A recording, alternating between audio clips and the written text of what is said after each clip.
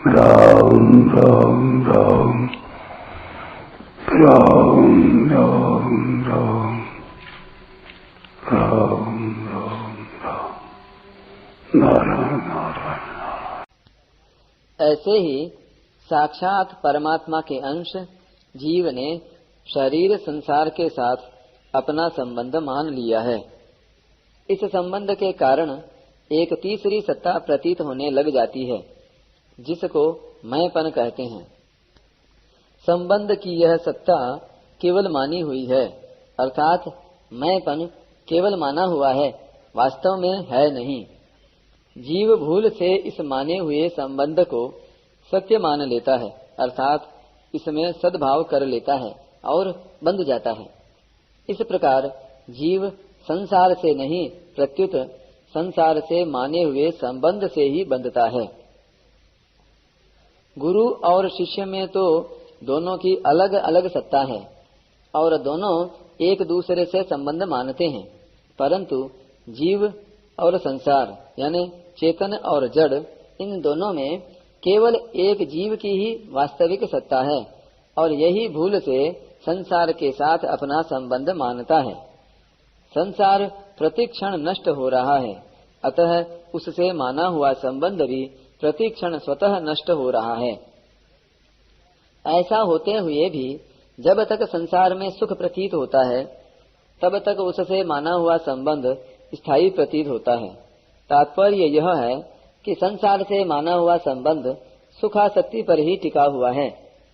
संसार से सुखासक्ति पूर्वक माने हुए संबंध के कारण ही संसार अप्राप्त होने पर भी प्राप्त और परमात्मा प्राप्त होने पर भी अप्राप्त प्रतीत हो रहे हैं। संसार से माना हुआ संबंध टूटते ही परमात्मा के वास्तविक संबंध का अथवा संसार की अप्राप्ति और परमात्मा की प्राप्ति का अनुभव हो जाता है। मैंपन को मिटाने के लिए साधक प्रकृति और प्रकृति के कार्य को न तो अपना स्वरूप समझे, न उससे कुछ मिलने की इच्छा रखे और न ही अपने लिए कुछ करे। जो कुछ करे वह सब केवल संसार की सेवा के लिए ही करता रहे। तात्पर्य है कि जो कुछ प्रकृति जन्य पदार्थ हैं, उन सब की संसार के साथ एकता है, अतः उनको केवल संसार का मानकर संसार की सेवा में लगाता रहे। इससे क्रिया और पदार्थों का प्रवाह संसार की तरफ हो जाता है और अपना स्वरूप अवशिष्ट रह जाता है, अर्थात अपने स्वरूप का बोध हो जाता है। यह कर्मयोग हुआ। ज्ञान योग में विवेक विचार पूर्वक प्रकृति के कार्य पदार्थों और क्रियाओं से सर्वथा संबंध विच्छेद करने पर स्वरूप का बोध हो जाता है। इस प्रकार जड़ के संबंध से जो अहंता पैदा हुई थी, यानी जो मैंपन पैदा हुआ था, उसकी निवृत्ति हो जाती है। भक्ति योग में मैं केवल भगवान का हूँ और केवल भगवान ही मेरे हैं, तथा मैं शरीर संसार का नहीं हूँ और शरीर संसार मेरे नहीं हैं, ऐसी दृढ़ मान्यता करके भक्त संसार से विमुख होकर केवल भगवत परायण हो जाता है, जिससे संसार का संबंध स्वतः टूट जाता है और अहंता की निवृत्ति हो जाती है। इस प्रकार कर्मयोग, ज्ञान योग और भक्ति योग, इन तीनों में से किसी एक का भी ठीक अनुष्ठान करने पर जड़ता से सर्वथा संबंध विच्छेद होकर परमात्म तत्व की प्राप्ति हो जाती है। परिशिष्ट भाव। जब चेतन अपरा प्रकृति के साथ तादात्म्य कर लेता है, अर्थात अहम के साथ एक होकर अपने को मैं हूँ ऐसा मान लेता है, तब वह जीव रूप बनी हुई परा प्रकृति कहलाता है। अहम मैं से इधर जगत अपरा प्रकृति है और उधर परमात्मा है, परंतु जीव उन परमात्मा को स्वीकार न करके प्रत्युत उनकी अपरा प्रकृति को स्वीकार करके उसको जगत रूप से धारण कर लेता है और जन्म मरण रूप बंधन में पड़ जाता है। अपरेयमितस्त्वन्याम, अपरा से अन्य परा है और परा से अन्य अपरा है। अपरा अन्य अर्थात विजातीय है। अन्य को पकड़ने से ही परा जीव बनी है, जीवभूताम। अपरा परिवर्तनशील और परा अपरिवर्तनशील, दोनों ही भगवान की प्रकृतियां अर्थात शक्तियां हैं, स्वभाव हैं। भगवान की शक्ति होने से दोनों भगवान से अभिन्न हैं, क्योंकि शक्तिमान के बिना शक्ति की स्वतंत्र सत्ता नहीं होती। जैसे नख और केश निष्प्राण होने पर भी हमारे प्राण युक्त शरीर से अलग नहीं हैं, ऐसे ही अपरा प्रकृति जड़ होने पर भी चेतन भगवान से अलग नहीं है। सदसत चाहम अर्जुन।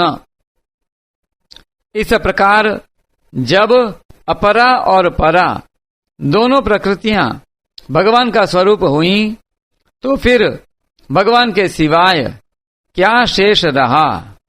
कुछ भी शेष नहीं रहा। वासुदेवः सर्वम। तात्पर्य है कि अपरा और परा दोनों प्रकृतियों के सहित भगवान का स्वरूप समग्र है, अर्थात परा अपरा, सत असत, जड़ चेतन, सब कुछ भगवान ही हैं। येदम धार्यते जगत का तात्पर्य है कि संसार न तो भगवान की दृष्टि में है और न महात्मा की दृष्टि में है, प्रत्युत जीव की दृष्टि में है, मान्यता में है। भगवान की दृष्टि में सत असत सब कुछ वे ही हैं। सदसत चाहम अर्जुन। और महात्मा की दृष्टि में भी सब कुछ भगवान ही हैं। वासुदेवः सर्वम। जीवने ही राग द्वेष के कारण जगत को अपनी बुद्धि में धारण कर रखा है।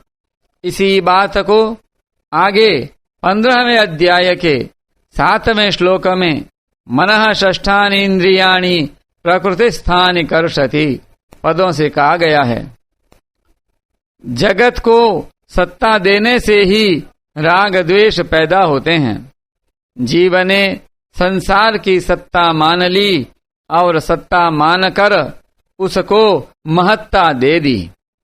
महत्ता देने से कामना अर्थात सुख भोग की इच्छा पैदा हुई, जिससे जीव जन्म मरण में पड़ गया। तात्पर्य यह हुआ कि एक भगवान के सिवाय दूसरी सत्ता मानने से ही जीव संसार बंधन में पड़ा है। अतः दूसरी सत्ता न मानने की जिम्मेवारी जीव की ही है। अगर वह संसार की सत्ता न माने तो संसार है ही कहाँ। भगवान ने पृथ्वी, जल, तेज, वायु, आकाश, मन, बुद्धि और अहम, इन आठों को अपरा जड़ प्रकृति कहा है। पृथ्वी स्थूल है, पृथ्वी से सूक्ष्म जल है, जल से सूक्ष्म तेज है, तेज से सूक्ष्म वायु है, वायु से सूक्ष्म आकाश है, आकाश से सूक्ष्म मन है, मन से सूक्ष्म बुद्धि है, बुद्धि से सूक्ष्म अहम है। अपरा प्रकृति में अहम सबसे सूक्ष्म है। इस प्रकार भगवान ने स्थूल से सूक्ष्म तक क्रम से अपरा प्रकृति का वर्णन किया है। अतः जैसे पृथ्वी जड़ और जानने में आने वाली है, ऐसे ही अहम भी जड़ और जानने में आने वाला है। तात्पर्य है कि पृथ्वी, जल आदि आठों एक ही जाति के हैं। एक अनेक में अनुगत हो तो उसे जाति कहते हैं। पृथ्वी, जल, तेज, वायु, आकाश, मन, बुद्धि और अहम, इन आठों में जातीय एकता तो है, पर स्वरूप की एकता नहीं है। अर्थात जाति एक होने पर भी इनका स्वरूप अलग अलग है। इसीलिए इसको अष्टधा कहा गया है। अपरा प्रकृति का कार्य होने से यहाँ पृथ्वी, जल आदि को भी अपरा प्रकृति कहा गया है। अतः जिस जाति की पृथ्वी है उसी जाति का अहम भी है। अर्थात अहम भी मिट्टी के ढेले की तरह जड़ और दृश्य है। अतः भगवान ने अहम को एतत्ता से कहा है, जैसे एतद्यो वेत्ति, एतत् यह, कभी अहम मैं नहीं होता। अतः अहम को एतत्ता से कहने का तात्पर्य है कि यह अपना स्वरूप नहीं है। प्रत्युत जब चेतन जीव इस अहम के साथ अपना तादात्म्य मान लेता है तब वह बंध जाता है। अहंकार विमूढ़ात्मा करता है मिति मन्यते, इसी को चित जड़ ग्रंथि कहते हैं। अहंकार इतियम में, यह धातु रूप अहंकार तो अपरा प्रकृति का जड़ है, पर मैं हूँ यह ग्रंथि रूप अहंकार केवल अपरा प्रकृति का नहीं है। प्रत्युत इसमें परा प्रकृति चेतन भी मिली हुई है। तत्व ज्ञान होने पर यह जन्म मरण देने वाला ग्रंथि रूप अहंकार तो नहीं रहता, पर अपरा प्रकृति का धातु रूप अहंकार रहता है।